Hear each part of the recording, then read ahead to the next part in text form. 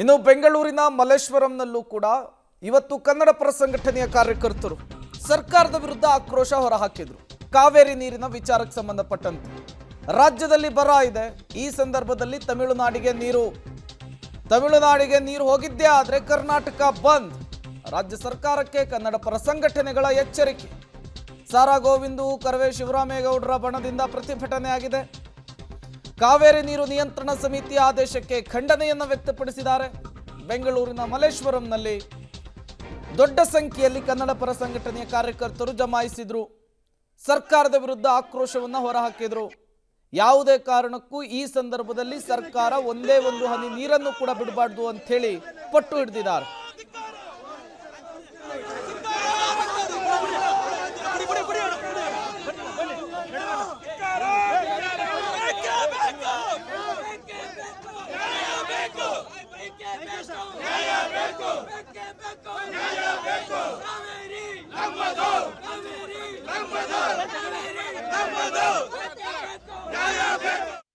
ನಾವು ದಿನಕ್ಕೆ 3500 ಕ್ಯೂಸೆಕ್ ನೀರನ್ನು ತಮಿಳುನಾಡಿಗೆ ಬಿಡಿ ಅಂತ ಹೇಳಿ ಕಾವೇರಿ ನಿಯಂತ್ರಣ ಸಮಿತಿ ಏನು ಆದೇಶ ಮಾಡಿದೆ, ಆ ಆದೇಶವನ್ನು ನಾವು ಗೌರವಿಸಲಿಕ್ಕೆ ಇವತ್ತು ನೀರಿಲ್ಲದ ಕಾರಣ ಕರ್ನಾಟಕಕ್ಕೆ ಸಾಧ್ಯ ಇಲ್ಲ ಅನ್ನೋದನ್ನ ಹೇಳಬೇಕಾಗುತ್ತೆ.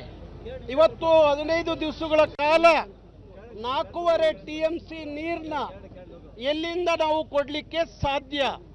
ಇವತ್ತು ನಮ್ಮ ಡ್ಯಾಮ್ಗಳಲ್ಲಿ ಇರೋದೇ 12 TMC. ಒಂದು ಬೆಂಗಳೂರಿಗೆ ತಿಂಗಳಿಗೆ 3 TMC ನೀರು ಕುಡಿಲಿಕ್ಕೆ ಬೇಕಾಗಿದೆ. ಕುಡಿಲಿಕ್ಕೆ ನೀರಿಲ್ಲದೆ ಇರುವಾಗ ತಮಿಳುನಾಡಿಗೆ ವ್ಯವಸಾಯಕ್ಕೆ ನೀರು ಕೊಡಿ ಅಂತ ಕೇಳೋದ್ರಲ್ಲಿ, ಆದೇಶ ಮಾಡೋದ್ರಲ್ಲಿ ಏನು ಅರ್ಥ ಇದೆ ಅನ್ನೋದನ್ನ ನಾವು ತೀರ್ಮಾನವನ್ನು ಮಾಡಬೇಕಾಗುತ್ತೆ. ತಮಿಳುನಾಡಿನ ರಾಜಕೀಯ ಪಕ್ಷಗಳು ಪದೇ ಪದೇ ಕೇಂದ್ರದ ಲಾಬಿ ಮಾಡಿ ನಮ್ಮ ಮೇಲೆ ಇಂಥ ಮರಣ ಶಾಸನವನ್ನು ಬರೀಲಿಕ್ಕೆ ಸಂಚು ಮಾಡೋದಾದರೆ ನಾವು ರಾಜ್ಯ ಸರ್ಕಾರ ಸರಿಯಾಗಿ ಅವರಿಗೆ ಉತ್ತರವನ್ನು ಕೊಡಬೇಕಾಗುತ್ತೆ. ತಕ್ಷಣ ರಾಜ್ಯ ಸರ್ಕಾರ ಕಾವೇರಿ ನೀರು ನಿವಾರಣಾ ಪ್ರಾಧಿಕಾರದ ಮುಂದೆ ನಮ್ಮ ಮನವಿಯನ್ನು ಸಲ್ಲಿಸಬೇಕಾಗುತ್ತೆ. ಇವತ್ತಿನ ಸಂದರ್ಭದಲ್ಲಿ ನಮ್ಮ ಯಾವ ಡ್ಯಾಮುಗಳಲ್ಲಿ, ಅದು KRS ಇರ್ಬೋದು, ಕಬಿನಿ ಇರಬಹುದು, ಹಾಗೆ ಆರಂಗಿ ಡ್ಯಾಮ್ಗಳಲ್ಲೂ ಸಹ ನೀರಿಲ್ಲದ ಕಾರಣ ನಾವು ನೀರು ಕೊಡಲಿಕ್ಕೆ ಸಾಧ್ಯ ಇಲ್ಲ. ಹಾಗಾಗಿ ನಮ್ಮ ಮನವಿಯನ್ನು ಕಾವೇರಿ ನೀರು ನಿವಾರಣಾ ಪ್ರಾಧಿಕಾರದ ಮುಂದೆ ರಾಜ್ಯ ಸರ್ಕಾರ ಸಲ್ಲಿಸಬೇಕಾಗುತ್ತೆ.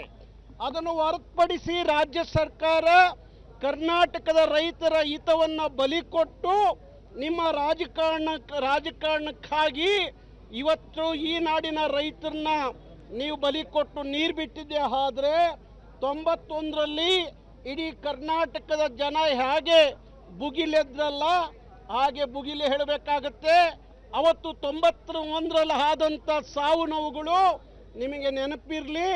ಹಾಗಾಗಿ ಕಾವೇರಿ ಅನ್ನೋದು ಕನ್ನಡಿಗರ ಅದೊಂದು ರೀತಿಯ ಜೀವವಾಹಿನಿ. ಅದರ ಜೊತೆಯಲ್ಲಿ ಹುಡುಗಾಟ ಆಡಬಾರ್ದು ರಾಜ್ಯ ಸರ್ಕಾರ ಅಂತ ನಾನು ಹೇಳಲಿಕ್ಕೆ ಇಷ್ಟಪಡ್ತೀನಿ. ಹಾಗಾಗಿ ಇವತ್ತು ಸಾಂಕೇತಿಕವಾಗಿ ಕರ್ನಾಟಕ ರಕ್ಷಣಾ ವೇದಿಕೆ ಪ್ರತಿಭಟನೆಯನ್ನು ಮಾಡ್ತಾ ಇದೆ. ರಾಜ್ಯ ಸರ್ಕಾರ ತೀರ್ಮಾನ, ಕಾವೇರಿ ನಿಯಂತ್ರಣ ಸಮಿತಿಯ ಆದೇಶವನ್ನು ಧಿಕ್ಕರಿಸಿ ನಿಂತ್ಕೋಬೇಕು. 91ರಲ್ಲಿ ಹಾಗೆ ಬಂಗಾರಪ್ಪನವರು ಅವತ್ತು ಆ ತೀರ್ಪನ್ನು ಧಿಕ್ಕರಿಸಿ ನಿಂತರು. ಬಂಗಾರಪ್ಪನವರ ಶಿಷ್ಯ ಅಂತ ಹೇಳಿಕೊಳ್ಳುವ ಇದು ನಾರಾಯಣಗೌಡರ ಆಕ್ರೋಶದ ಮಾತು.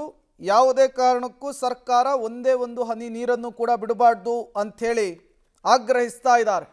ಈ ಮೂಲಕ ರೈತರು ಮತ್ತು ಕನ್ನಡ ಪರ ಸಂಘಟನೆಯ ಕಾರ್ಯಕರ್ತರ ಆಕ್ರೋಶ ರಾಜ್ಯದಲ್ಲಿ ಜಾಸ್ತಿ ಆಗ್ತಾ ಇರುವಂಥದ್ದು. ಕಾವೇರಿಯನ್ನು ಉಳಿಸಬೇಕು, ಅದಕ್ಕಾಗಿ ರಕ್ತವನ್ನು ಬೇಕಾದರೂ ಕೂಡ ಹರಿಸ್ತೇವೆ ಅಂತ ಹೇಳ್ತಿದ್ದಾರೆ. ಇದು ಕರ್ನಾಟಕದ ಅಸ್ಮಿತೆಯ ವಿಷಯ. ಕರ್ನಾಟಕದ ರೈತರ ಮೇಲೆ ಮರಣ ಶಾಸನವನ್ನು ಕೊಡುವಂತ ತೀರ್ಪು ಕೊಟ್ಟಿದ್ದಾರೆ. ಇದು ಯಾವಾಗಲೂ ಆಗತ್ತೆ.